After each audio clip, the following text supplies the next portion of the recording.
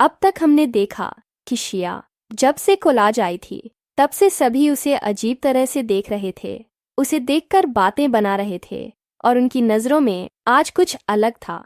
यह सिया अच्छे से जान गई थी, पर उसने ज़्यादा रिएक्ट नहीं किया और सीधा अपने क्लासरूम की ओर चली गई। जब वह अपने क्लासरूम में इंटर होती है तो सबकी नज़रें उस पर आ जाती हैं। सब उसे देखकर बातें करने लगते हैं। उनकी बातों की वजह से क्लास में बहुत आवाज़ हो रही थी। वहीं सिया जब सामने देखती है तो वहाँ पर 4 लड़कियां खड़ी थीं जो सिया को बहुत गंदी तरीके से घूर रही थीं। उनका चेहरा देखते ही जिया को याद आता है कि यह चारों रागिनी की चमचियां हैं और इन्होंने पिछले जन्म में रागिनी के कहने पर उसे बहुत बुली किया था। साथ ही उसके बारे में कई गलत अफवाहें पूरे कोलाज में फैला दी थीं, जैसे कि वह प्राय परिवार की गोद ली हुई बेटी है, रागिनी की चीजें हड़पना चाहती है, रागिनी को परेशान करती है, रागिनी से सब कुछ छीना चाहती है। साथ ही वह एक कैरेक्टरलेस लड़की है जिसका एक शुगर डैडी है जो बहुत अमीर होने के साथ साथ बुढ़ा भी है। अर्शिया उसके साथ सोती है। ऐसी कई घटिया अफवाहें इन्हीं लड़कियों ने पूरी कोलाज में रागिनी के कहने पर फैलाई थीं और रागिनी इन सब के बदले उन्हें हमेशा कुछ न कुछ महंगी चीजें गिफ्ट के तौर पर देती थीं। इन सभी अफवाहों के कारण उसे हमेशा बेइज्जत किया गया।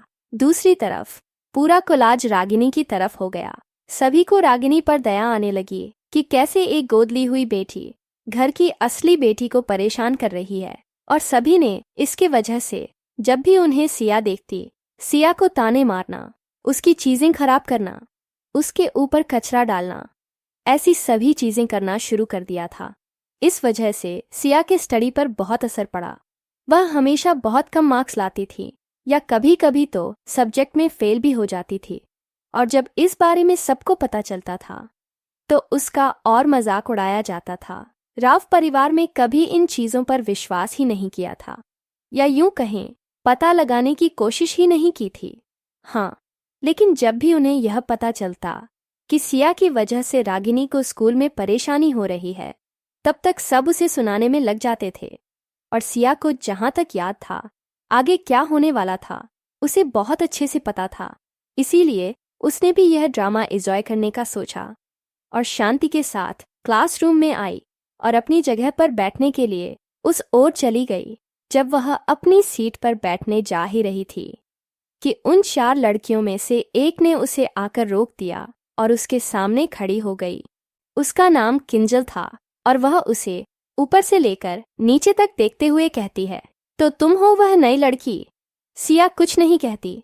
फिर वह लड़की अपना मोबाइल निकालती है और उसमें फोटो देखकर सिया की फोटो देखते हुए कहती है, यह तो बिल्कुल तुम्हारी तरह है। अब समझ में आया, तुम्हारे पास इतने अच्छे कपड़े, बैग, फोन कहाँ से आया? इस वक्त कॉलेज के ग्रुप पर किसी ने सिया की फोटो अपलोड की हुई थी जिसमें वह किसी बुढ़े आदमी के साथ बैठी हुई थी और वह दोनों बहुत क्लोज थे और वह आदमी उसकी बॉडी पर अपने हाथ फेर रहा था। यह देखकर सभी स्टूडेंट जो कल तक सिया को एक नई स्टूडेंट, सुंदर लड़की, एक अमीर परिवार की लड़की समझते थे, आज वही लोग उसे एक घटिया और पैसों के लिए कुछ भी करने वाली लड़की समझ रहे थे। यह देखकर किंजल और थोड़ा घमंड के साथ कहती है, अपना फोन दिखाओ, और घुमाते हुए उसे फोटो दिखाते हुए कहती है, तुम्हारा इस बारे में क्या कहना है? अरे, तुम्हारा नाम क्या था? पिया मियाँ। अरे हाँ, सिया।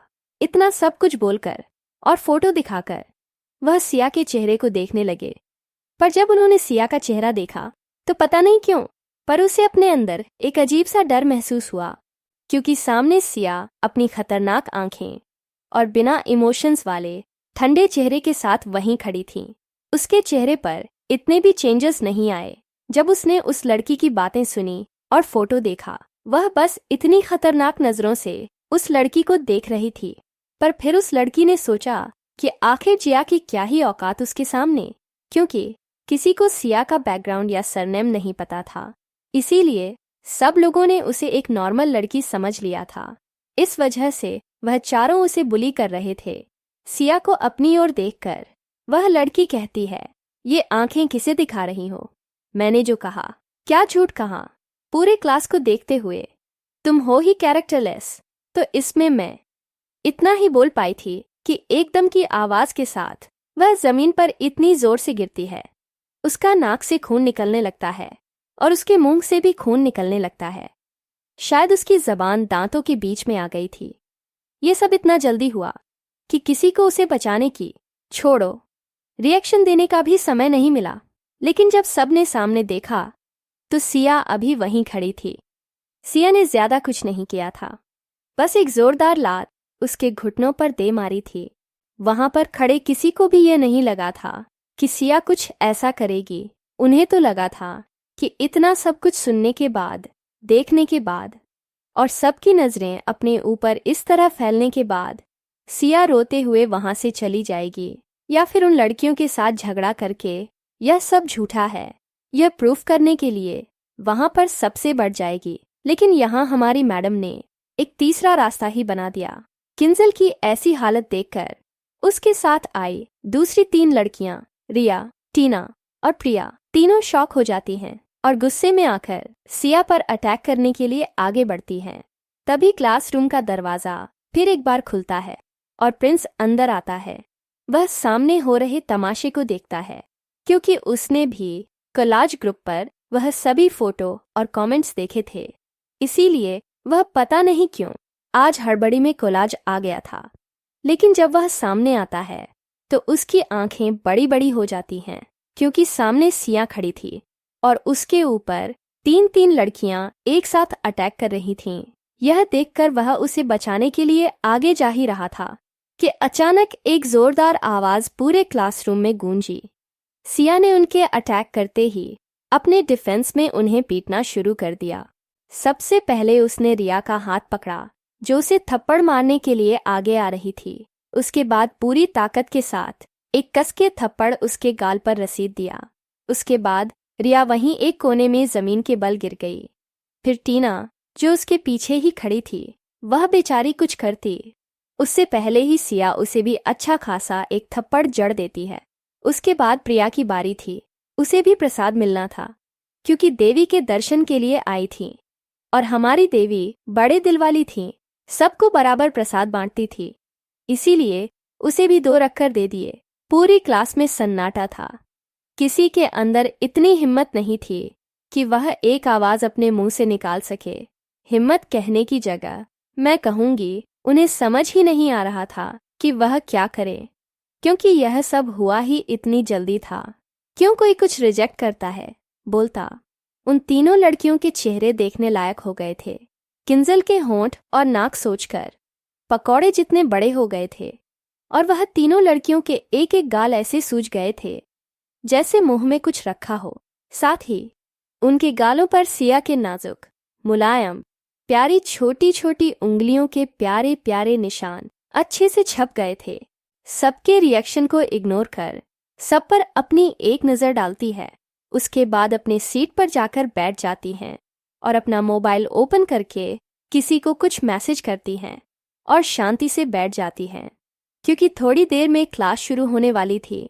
इसीलिए हमेशा की तरह टीचर क्लासरूम में आए, पर हर बार की तरह इस बार माहौल बहुत अलग था। जहां बच्चे हमेशा बात करते, शोर करते थे, आज पूरी क्लास एकदम शांति और सामने की तरफ थोड़ी भीड़ खड़ी थी। यह देखकर टीचर को लगा कुछ तो गड़बड़ है, इसीलिए वह तुरंत आ गए और उन तीनों लड़कियों का चेहरा देखकर उनका चेहरा भी बाकी स्टूडेंट्स जैसा हो गया। जल्दी ही वह होश में आई और उन्होंने एक्शन लिया।